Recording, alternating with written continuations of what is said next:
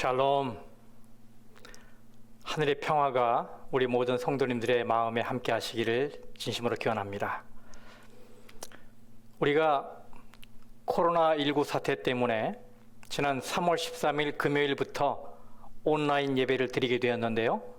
어느덧 이틀 빠진 4개월이 되었습니다. 이젠 우리 모두가 이 온라인 예배에 익숙해졌지만 한편으로는 피로감이 찾아오는 시기에 있는 것도 사실입니다. 이럴 때 다시 한번 우리 모두가 힘을 내야 되겠습니다. 다시 일어나야 되겠습니다. 이 예배에 동참하실 때 마치 하나님의 면전에 있는 것처럼 우리의 마음과 또 태도와 복장 이런 것들을 잘 신경을 써서 신령과 진정으로 예배를 드려야 하겠습니다. 우리 시작하면서 이런 신앙 고백을 한번 해보실까요? 저를 좀 따라해 주시기 바랍니다. 예수님 사랑합니다. 예수님 감사합니다. 예수님이 저의 모든 문제를 해결해 주실 줄 믿습니다. 예수님 감사합니다. 아멘. 네. 힘을 내시기 바랍니다. 네.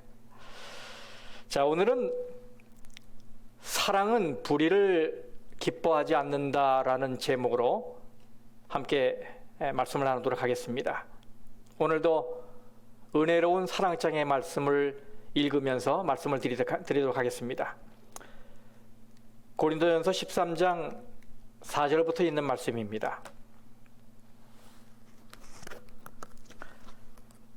사랑은 오래 참고 사랑은 온유하며 시기하지 아니하며 사랑은 자랑하지 아니하며 교만하지 아니하며 무례히 행하지 아니하며 자기의 유익을 구하지 아니하며 성내지 아니하며 악한 것을 생각하지 아니하며 불의를 기뻐하지 아니하며 진리와 함께 기뻐하고 모든 것을 참으며 모든 것을 믿으며 모든 것을 바라며 모든 것을 견디느니라.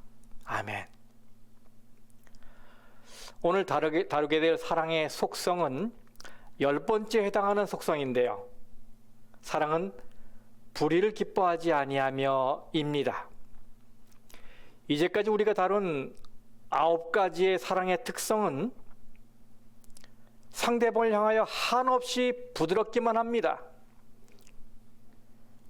오래 참고 온유하고 시기하지 않고 자랑하지 않고 교만하지 않고 무례하게 행하지 않고 자기의 유익을 구하지 않고 성내지 않고 악한 것을 생각하지 않고 모두가 다 자기를 억제하고 상대방을 배려하는 모습이지요. 그런데 오늘 다루게 될 이 사랑의 특성은 아주 특별합니다. 거기서 한 걸음 더 나아가지요. 불의를 기뻐하지 아니하며, 즉 사랑은 감싸는 것이 특징이지만 그렇다고 해서 사랑이라는 이름으로 모든 것을 다 눈 감아주고 덮어주고 허용하는 것은 아니란 말입니다.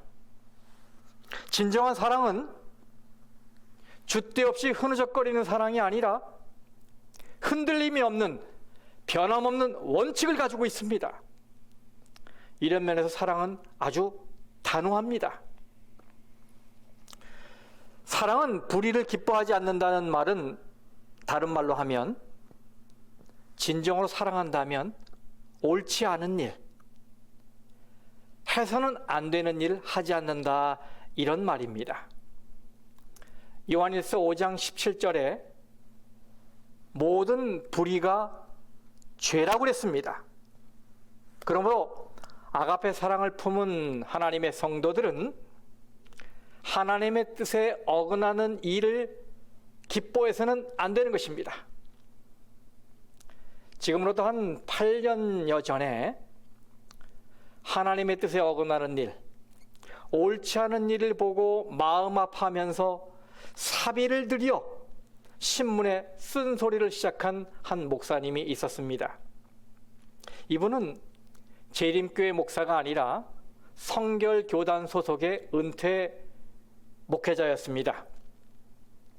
이 목사님은 과거 동부 지역에 사시다가 지금은 남가주 지역으로 이주해 오셨는데요. 그 전에 동부 지역에 사실 때 특히 이 워싱턴 DC, 메리랜드, 그리고 버지니아 등지에서 활동을 하셨고, 장로교회를 비롯한 개신교 은퇴 목회자들 사이에서는 널리 알려진 목사님이십니다. 그런데 메릴랜드 중앙 안식일교회 어떤 한 장로님의 전도를 받고 이 목사님이 안식일 신앙을 깨닫게 되었어요. 그래서 그 이후에 자신의 깨달은 진리를 워싱턴 DC 인근에 배포되는 한국일보, 중앙일보에 광고 형태로 그 기별을 올리게 되었습니다. 이 일로 미국에 사는 많은 개신교 목회자와 평신도들이 안식일 신앙에 대해 관심을 가지게 되었어요. 제가 그때 신문 한 장을 스캔해서 가지고 왔습니다. 내용을 좀 몇 군데 읽어보겠습니다. 교회를 바로 세우는 글이라는 말로 시작을 하는데요. 안식일을 기억하여 거룩히 지키라는 계명은 성경에도 있고 찬송가 뒷면에 한 번 더 크게 강조된 그분의 명령이시다. 마땅히 토요일 안식일 예배를 드리는 것이 충절이고 믿음이다. 헌데 왜 모든 기성교회들이 하나같이 성경에도 없는 일요일 예배를 보면서 항명의 죄를 범하고 있는지. 이번엔 그 다음 이 밑에 글을 읽겠습니다. 더 무슨 증거가 필요한가? 지금의 일요일 예배는 토요일 예배를 힘으로 변개시킨 로마 황제의 작품이고, 주일은 안식일을 인위적으로 변개시킨 로마 교황청의 십계명인 것을. 그 밑을 또 읽겠습니다. 토요 안식일을 거론하면 이단으로 몰린다는 위협성 반응이 빗발친다.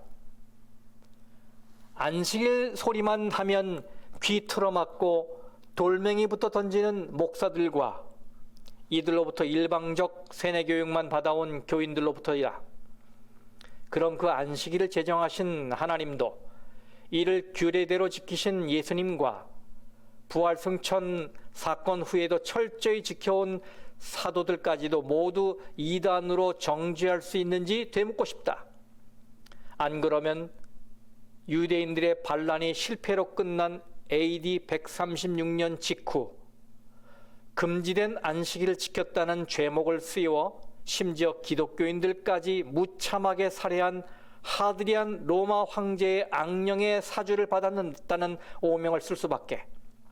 더구나 로마 황제와 교황청의 정치적 야학 작품인 불법 일요일 예배는 아무 저항 없이 받아들였으면서도 무려 130여 회나 성경에 언급된 정통 안식일을 헌신짝처럼 버린 우리가 다 그 변절 이단자들인 주제에 무슨 자격으로 감히 안식일 운운하시는가? 이분이 말하고 있는 내용은 인터넷에 들어가면 더 잘 보실 수 있습니다. 이 목사님은 지금까지도 이 안식일 신앙 혹은 영원불멸 사상에 대해서 성경이 가르치는 바를 사비를 들여 계속해서 신문에 게재하면서 개신교인들을 일깨우는 사역을 하고 계십니다. 이 목사님이 자신을 전도한 그 장로님에게 이렇게 말씀하셨다고 그래요. 내가 죽기 전에 이제껏 안식일 교회를 이단으로 몰아온 죄를 씻고 옳은 일을 하다가 죽어야겠다. 처음에는 신문에 이런 글을 올리는 것이 굉장히 어려웠답니다. 여러분 그렇지 않겠어요? 그래서 신문사로부터 통보가 오기를 이런 자극적인 글을 올리게 되면 개신교인들이 크게 반발을 하니 싫을 수 없다. 이런 것이었어요. 근데 이 목사님이 계속 기도하던 중에 신문사에 부사장직에 있는 어떤 장로님이 이 목사님의 뜻에 동조하게 되어 이 일이 성사되었다고 합니다. 성도 여러분, 한 목사님을 인도하기 위해 끊임없이 전도한 한 장로님과 또 받은 기별을 또 전하기 위해서 숱한 비난과 어려움에도 불구하고 꾸준히 신문에 게재하는 한 목사님을 보면서 과연 우리는 무엇을 하고 있는가라고 반성이 되지 않나요? 이렇게 옳지 않은 일, 잘못된 일, 하나님의 뜻에 어긋나는 일을 그냥 보고 있지 않고 바로 잡으려는 것, 이것이 진정한 사랑을 품은 성도의 모습이라고 오늘 예수님이 말씀하시는 것입니다. 사도 바울이 이런 사랑의 특성을 말하게 된 배경이 있어요. 바로 고린도 교회에 불의한 문제가 일어났기 때문입니다. 음행의 문제이지요. 이 이야기가 고린도전서 5장과 6장에 잘 소개가 되어 있는데 제가 말씀을 읽어보겠습니다. 고린도전서 5장 1절에서 2절 말씀입니다. 너희 중에 심지어 음행이 있다 함을 들으니 그런 음행은 이방인 중에서도 없는 것이라. 누가 그 아버지의 아내를 취하였다 하는도다. 그리하고도 너희가 오히려 교만하여져서 어찌하여 통한이 여기지 아니하고 그 행한 자를 너희 중에서 쫓아내지 아니하였느냐. 고린도 교회 중에 자기 아버지의 다른 아내를 취한 아주 불미스러운 일을 한 사람이 있었어요. 말하자면 계모와 부정적인 성적 행위를 한 것이지요. 이것은 이방인들조차도 정죄하는 경악스러운 사건이었습니다. 더구나 이 본문에 취하였다는 말의 원어는 현재 부정사입니다. 이 말의 의미는 어쩌다가 한번 일어난 일회성의 행위를 말하는 것이 아니고 지속적으로 계속 반복적으로 일어난 행위를 말하는 거예요. 그러니 이것은 더 이상 재고의 가치가 없는 추악한 일이었어요.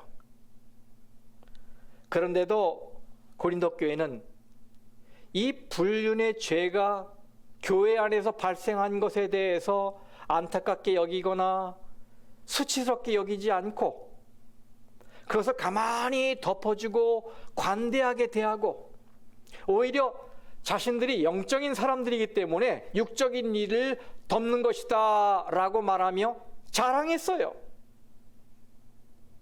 정상적이라면 어떻게 했어야 했습니까, 여러분? 즉 마음속에 형제에 대한 관심과 사랑을 가지고 있었다면, 이 또 교회가 좋은 평판을 들어야 한다고 생각을 했다면, 그런 일을 들었을 때에 혹은 보았을 때에 당연히 주님 앞에서 자신의 마음들을 겸비하게 하고 그런 불미스러운 일이 교회 안에서 발생한 것에 대해서 통한이 여기고 원통하게 여기고 슬퍼했어야 했습니다. 그런데도 그들은 교회 차원에서 그 사람을 정죄하지 않고 연대적 책임의식을 지지 않았던 거예요. 바로 이런 것이 불의를 기뻐한 행동이었단 말이에요.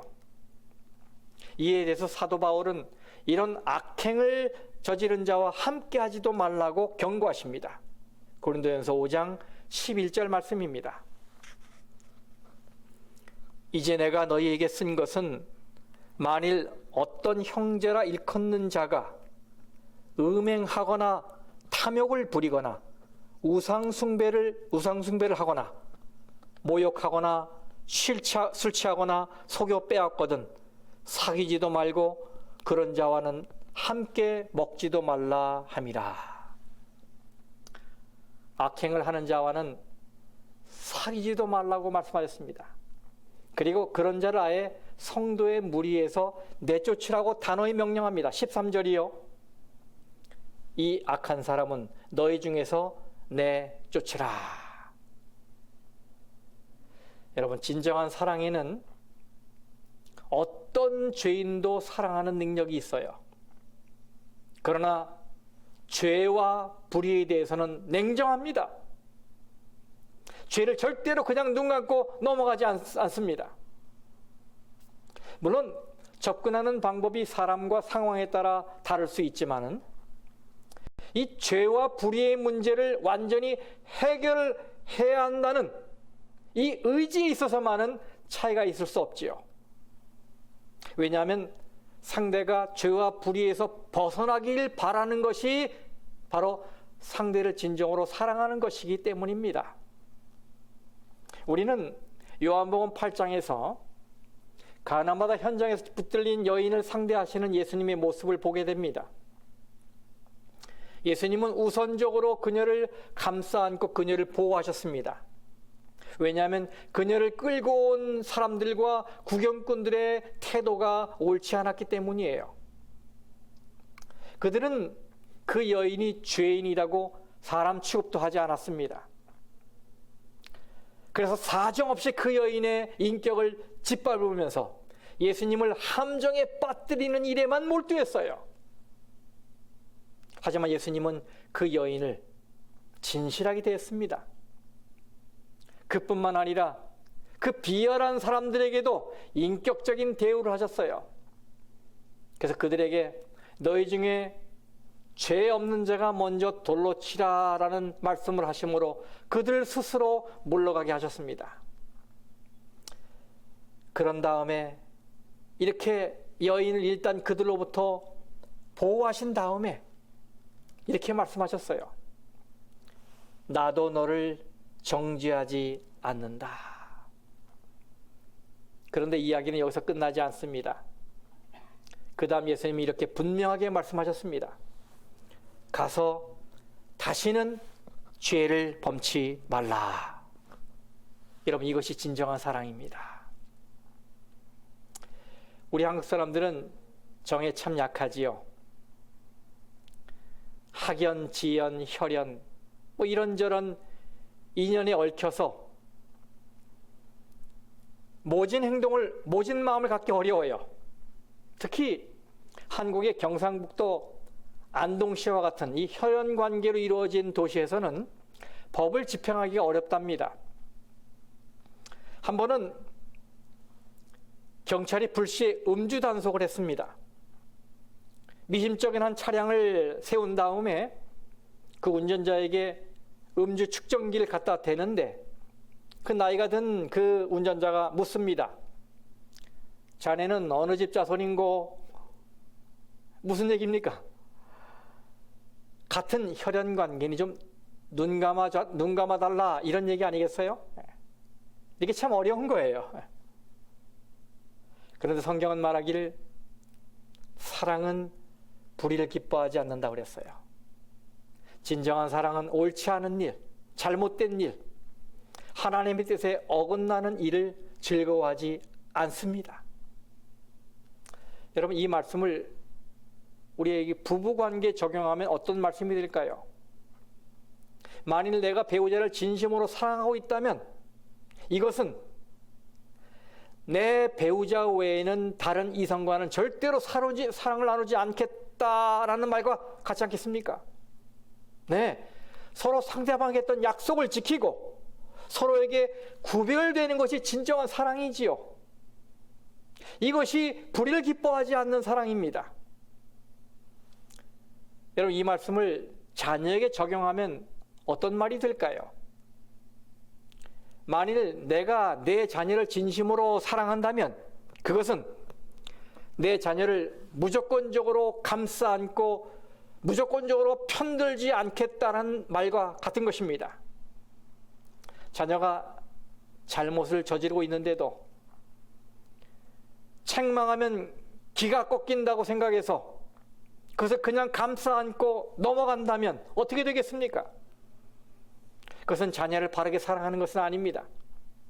그것은 눈먼 사랑이고 자녀의 인생을 망치는 몹쓸 사랑이에요. 하나님께서도 사랑하는 자를 징계하신다고 하지 않았습니까, 여러분? 그러므로 우리 부모들은 자녀가 부정직한 모습을 보일 때 책망해야 합니다. 자녀가 상대를 배려하지 않고 자기 욕심만 차릴 때 책망해야 합니다. 자녀가 자기 조절이 안 되고 폭력적인 행동을 할 때 책망해야 합니다. 책망할 때는 단호하게 해야 하고 따끔하게 해야 합니다. 왜냐하면 사랑은 불의를 기뻐하지 않기 때문입니다. 이 말씀을 성도 간에 적용하면 어떤 말씀이 될까요? 만일 내가 어떤 교우를 진심으로 사랑하고 있다면 이것은 그가 교회 안과 밖에서 어떤 잘못된 일을 저지르고 있다는 것을 내가 알게 되었을 때에 그를 위해 기도도 하지만 아주 적절한 시간에 그에게 진심 어린 충고를 해야겠다라는 말과 같은 거예요. 그렇습니다, 여러분. 친한 교인이라고 해서 혹 나에게 유익이 된다 해서 교회 안과 밖에서 그가 행한 잘못된 행동을 용납하고 묵인하는 것은 그를 진정으로 사랑하는 것이 아닙니다. 왜냐하면 사랑은 불의를 기뻐하지 않기 때문입니다. 여러분, 내 사랑이 진짜인지 가짜인지 알 수 있는 방법을 알고 계십니까? 그것은 나는 상대에게 옳은 일을 하도록 격려하고 있는가를 스스로에게 물어보면 돼요. 나는 상대에게 옳은 일을 하도록 격려하고 있는가? 한 쌍의 젊은이가 데이트를 하고 있었습니다. 그런데 이 남자친구의 애정 표현이 그 여자의 편안함을 느끼는 수준을 넘어가고 있어요. 그래서 그 여자가 저항을 합니다. 하지만 이 남자는 책에 적혀있는 그럴듯한 말로 그녀를 설득합니다. 내가 너를 사랑하는 거 알잖아. 너도 나 사랑한다면 나를 허용해 줄 수 있지 않겠어? 여러분, 여기서 가짜 사랑의 감지기가 사이렌 울립니다. 이 남자는 여자를 진정으로 사랑하는 것이 아닙니다. 그저 이 여자와의 잠자리를 사랑하는 것일 뿐이지요. 그것이 그런 이유는 진정한 사랑은 상대방에게 잘못이라고 생각하는 것을 강요하지 않는 것이기 때문입니다. 진정한 사랑은 결코 다른 사람의 신념을 허물어뜨리지 않아요. 오히려 그 정반대지요. 여기 이 말씀 보세요. 고린도전서 8장 1절 말씀. 사랑은 덕을 세운하니, 또 8장 12절. 이같이 너희가 형제에게 죄를 지어 그 약한 양심을 상하게 하는 것이 곧 그리스도에게 죄를 짓는 것이니라. 그러면 여러분이 누군가를 진정으로 사랑하고 있는지 아닌지를 알고 싶으십니까? 누군가와 진정한 우정관계가 있는지 알고 싶으십니까? 그렇다면 스스로에게 물어보십시오. 나는 이 사람이 옳은 일을 하도록 영향을 끼치고 있는가? 왜 그런가 하면 사랑은 불의를 기뻐하지 않기 때문입니다. 예수님께서도 항상 사랑과 용서를 강조하셨지만 성전을 더럽히는 불의한 일을 용납하지 않으셨어요. 우리도 그렇게 합니다. 우리도 믿음의 형제의 어떤 불의한 일을 알게 되었다면 용서와 용납의 마음이 있는 것만큼 그를 위해 기도해주고 그가 잘못된 길에서 빠져나와서 죄의 짐을 벗도록 진실한 충고를 해주어야 하는 것입니다. 사랑과 불의는 같이 갈 수 없습니다. 사랑은 불의를 합리화할 수 없습니다.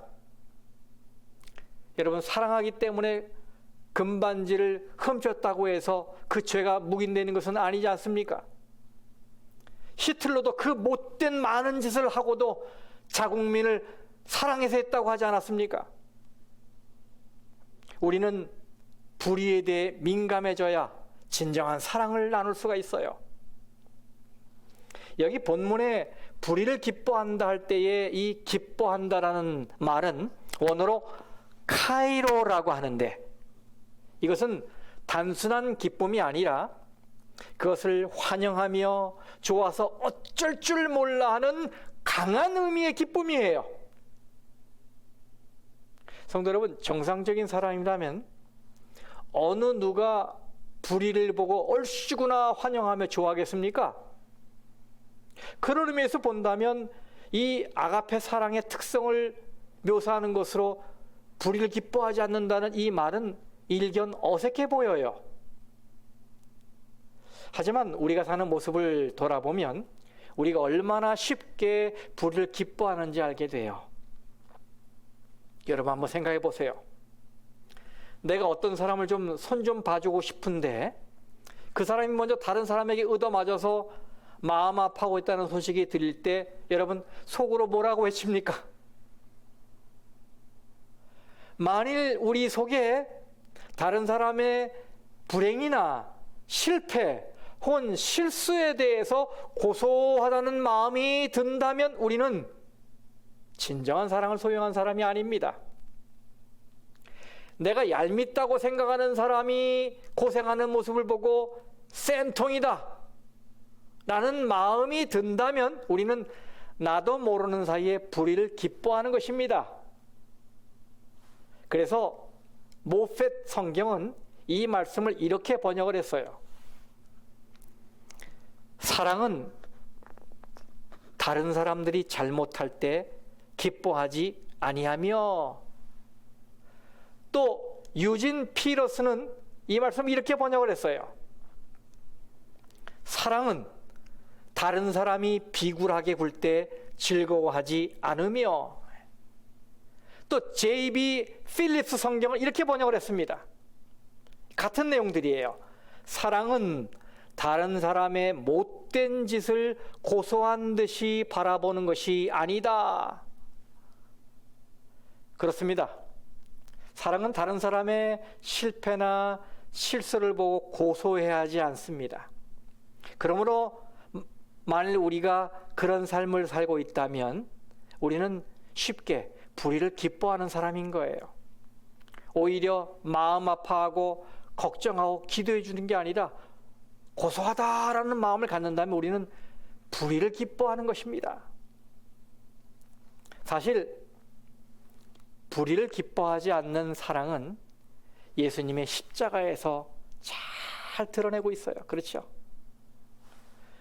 주님은 우리를 뜨겁게 사랑하셨지만 우리의 죄와 불의를 용납하지 않으셨습니다. 그래서 당신의 생명으로 죄의 값을 치르신 거예요.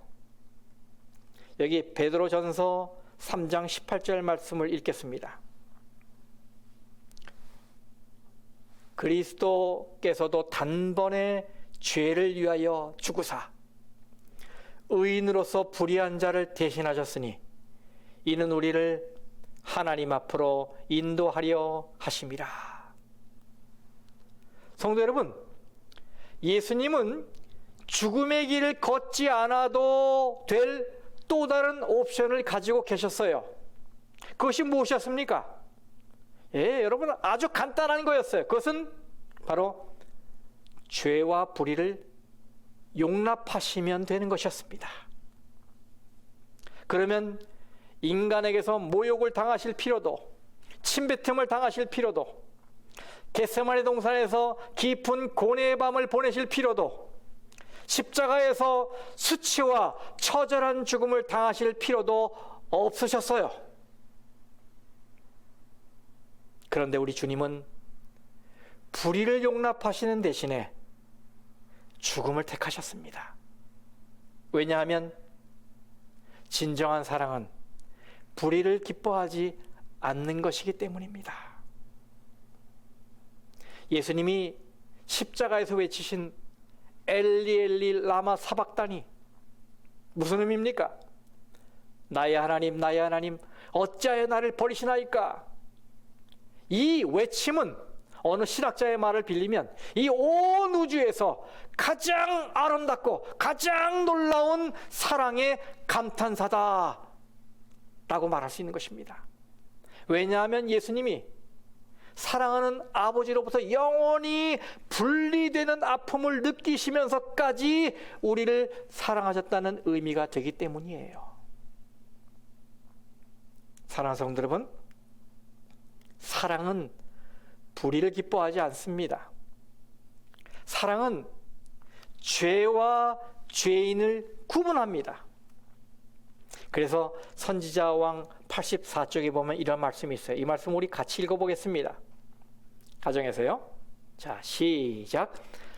하나님께서는 죄는 미워하시나 죄인은 사랑하신다. 그렇습니다. 사람은 위하되 불의는 기뻐하지 않는 것, 이것이 참 사랑입니다. 여러분 꼭 기억하십시오. 사랑은 불의를 기뻐하지 않습니다. 오늘 이 행복하고 거룩한 안식일에 오늘 배우신 이 사랑의 특성을 실천하십시오.